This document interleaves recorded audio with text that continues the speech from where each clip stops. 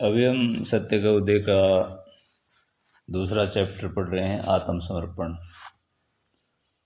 और मैं आशा करता हूँ कि आप इसको सुनेंगे और जो समझा हुआ है उससे मैचिंग करेंगे इसमें और उसमें कितना सिमिलरिटीज़ हैं, कितना और अच्छे ढंग से इसको समझने में हमें मदद मिलेगी।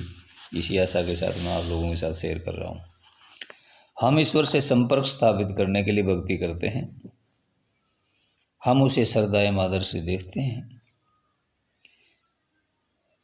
पतंजलि योग दर्शन में ईश्वर सतगुरु को ही संबोधित किया गया है। हम धीरे धीरे उससे इतने घनिष्ठ हो जाते हैं कि प्रत्येक अन्य वस्तु हमारी दृष्टि में अपना महत्व खो देती है। यह मालिक की इच्छा के प्रति समर्पण है। दूसरे शब्दों में आत्मसमर्पण का प्रारंभ है। जो जो हमारी श्रद्धा बलवती होती जाती है, समर्पण की भावना भी विकसित होती जाती है और समर्पण मन की चंचलता को रोकता है और हमें स्थिरता प्रदान करता है। आगे चलकर हम स्वयं को किसी महान शक्ति द्वारा अभिभूत यानी घेरा हुआ महसूस करने लगते हैं। यह शक्ति हमारे मन को अन्य सभी वस्तुओं से हटा देती है। तब हमारी इंद्रियां केवल सही व्यापारों में ही प्रवृत्त होती हैं और अवांछित व्यापारों से हमें मुक्ति मिल जाती है। आत्मसमर्पण और कुछ नहीं, स्वयं की पूर्ण अवज्ञा करके अपने को पूरी तरह मालिक की इच्छा पर छोड़ देना है। इस दशा में स्थायी निवास होने पर अभ्यासी में आत्म निषेध का प्रारंभ होता है। जब हम अपने को मालिक के प्रति समर्पित करते हैं तो उससे एक उच्चतम दैवी शक्ति की धारा खींचना शुरू कर देते हैं। इस दशा को पहुंचा हुआ मनुष्य वही सोचता अथवा करता है जो उसके मालिक की इच्छा होती है। वह संसार की किसी वस्तु को अपना नहीं समझता, अपितु सब कुछ मालिक की पवित्र धरोहर समझ मानता है और सब काम मालिक की आज्ञा समझकर करता रहता है। उसकी इच्छा पूर्णतः मालिक की इच्छा के अधीन हो जाती है। संपूर्ण समर्पण का एक सुंदर उदाहरण दशरथ पुत्र भरत ने हमारे सम्मुख उपस्थित किया है। जब वे अयोध्या वासियों के साथ अपने भाई राम को मनाकर लौटाने के लिए बन गए थे, लोगों के विनय करने पर राम ने गंभीरतापूर्वक उत्तर दिया कि यदि भरत कहें तो वे अयोध्या लौटने को तैयार हैं। सभी भरत की ओर देखने लगे जो स्वयं राम को लौटने के लिए मनाने आए थे, पर उन्होंने शांत भाव से उत्तर दिया, मेरा कर्तव्य आज्ञा देना नहीं अपितु आज्ञा पालन करना है। श्रीमद् भगवद गीता भी आत्मसमर्पण की दशा का वर्णन करती है। ये कोई सरलता से प्राप्त होने वाली साधारण वस्तु नहीं है। यह सभी इंद्रियों एवं प्रवृत्तियों के पूर्ण निषेध के पश्चात आरंभ होती है, जिसके लिए हम भक्ति के प्रारंभिक नियमों द्वारा आगे बढ़ते हैं। हम अपने गुरु को एक अलौकिक पुरुष मानकर उसके प्रति समर्पण करते हैं। हम उनके ध्यानाकर्षण और अनुग्रह प्राप्ति के लिए हर संभव प्रयास करते हुए उन्हें श्रद्धा और भक्ति से प्रेम करते हैं। इस हेतु हम केवल अपनी सहूलियत के लिए उनसे कोई सांसारिक संबंध जोड़ लेते हैं। हम उन्हें पिता, भाई, मालिक अथवा प्रेमिका तक मान लेते हैं। यह विधि यदि सच्चे ढंग से अपनाई जाए तो शिष्य के लिए बड़ी लाभदायक होती है। इस प्रकार स्थापित आकर्षण का दृढ़ संबंध उसे भक्ति एवं समर्पण की अवस्था की ओर ले जाता है। मेरे विचार में माता के रूप में गुरु की कल्पना एक शिष्य के लिए सबसे उचित एवं लाभदायक है। माँ तो प्रेम एवं स्नेह की साक्षात मूर्ति है। केवल माँ का ही हृदय धैर्यपूर्वक बेटे के द्वारा किए गए सभी दुख दर्दों को सहन कर सकता है और साथ ही साथ अपने पुत्र को सुख सुविधा देने के प्रयत्न में चिंतित रहता है। यही स्थिति सच्चे मालिक अथवा गुरु की है, जो शिष्य की आध्यात्मिक माँ है।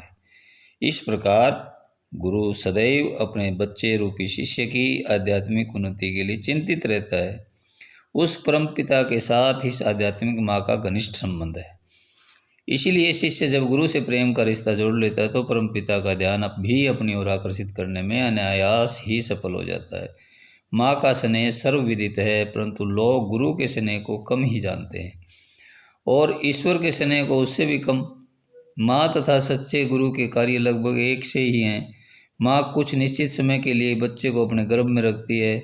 गुरु भी अपनी आध्यात्मिक संतान को कुछ समय के लिए अपने मानस में रखता है, धारण करता है। उस समय शिष्य गर्भस्थ शिशु की भांति गुरु के विचारों की आध्यात्मिक लहरों से पोषण पाता है और उससे शक्ति खींचता है। समय पूरा होने पर वह दिव्य संसार में जन्म लेता है और वहीं से उसका स्वयं का आध्यात्मिक जीवन शुरू होता है। यदि शिष्य अपना सब कुछ समर्पित कर गुरु के मन क्षेत्र में प्रवेश करता है तो उसे दिव्य संसार में भेजने में केवल 7 मास ही लगते हैं। लेकिन सामान्यतः इस प्रक्रिया में काफ़ी समय लग जाता है, क्योंकि शिष्य गुरु के मन क्षेत्र में रहते हुए भी स्वयं अपने विचारों एवं भावनाओं के प्रति सचेत रहता है।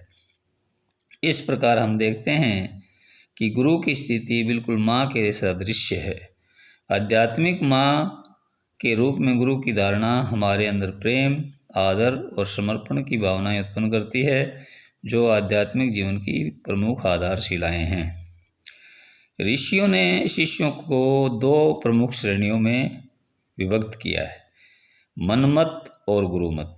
पहली में वे हैं जो गुरु के पास कोई विशेष सांसारिक उद्देश्य जैसे भौतिक दुखों से मुक्ति, धन की इच्छा इत्यादि लेकर जाते हैं।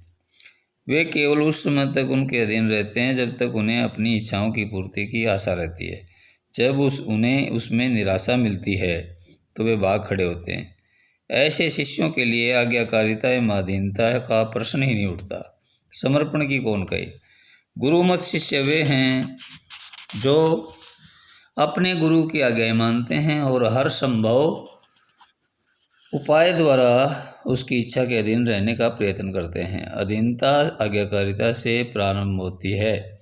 आध्यात्मिकता में जब तक हम उच्च स्थिति प्राप्त गुरु की महान शक्तियों से अत्यंत प्रभावित होते हैं तो हम उनकी आज्ञाओं का पालन करने के लिए अंदर से झुकाव महसूस करते हैं, परंतु बहुधा यह प्रभाव हमारे ऊपर उसी समय तक रहता है जब तक हम उनके सामने रहते हैं, और जब हम दूर होते हैं तो हम उसके प्रति असावधान और उदासीन हो जाते हैं। कुछ समय तक उस महान आत्मा का बार बार का संपर्क हमें उससे निकट संसर्ग मिलाता है और हमारे हृदय पर उसकी श्रेष्ठता स्थापित होने लगती है। हम अपने आध्यात्मिक विकास से संबंधित सभी विषयों में उसे अपना पथ प्रदर्शक मान लेते हैं।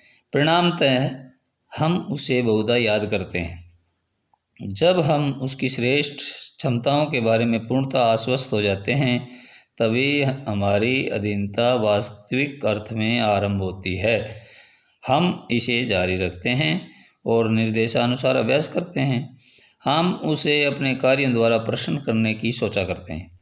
हमारे हृदय में उचित अनुचित का विचार भी प्रमुखता ग्रहण करना शुरू कर देता है और हम बुराई से दूर रहने की सोचने लगते हैं।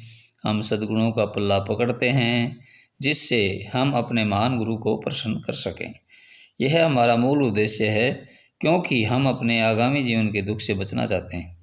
पर जब तक हम निर्णय करने का अधिकार स्वयं तक ही रखते हैं, हम अपने सभी कार्यों के लिए, चाहे वो अच्छे व बुरे, उत्तरदायी हैं। आत्मसमर्पण की कुछ ऊंची अवस्था पर ऐसी निर्णय बुद्धि लगभग समाप्त हो जाती है और मनुष्य प्रत्येक कार्य मालिक की इच्छा समझकर करता है।